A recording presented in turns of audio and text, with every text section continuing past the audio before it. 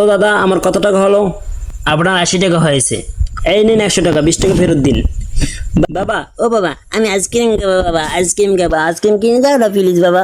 বাচ্চা বায়না করছে, আজকাল তো না বলাও যায় না, তাই না ভাই? আপনি আবার বেশি বলছেন, আমার 20 টাকা ফেরত দিন তাড়াতাড়ি। আচ্ছা আচ্ছা বাবা, আইসক্রিম কিনে দাও না বাবা, আইসক্রিম খাবো। শুনতেই চাইছে না। আপনি 20 টাকা ফেরত দিয়ে দিন। আপনার এত কি? হ্যাঁ, এই ডাক্তার বলছে না, ডাক্তার বলছে না এইসব খাওয়া বারণ তোমার? হ্যাঁ, একদম শোনার কোনো দরকারই নেই। যেটা বলছে সেটা শুনতেই হবে, এর মানেই নেই। সেটাই তো, প্রত্যেকদিন বাচ্চার কথা শোনার কোনো দরকার আছে বলেন? না না, ডাক্তারের কথা শুনতে হয়, শুনতে নেই সেটা বলছি।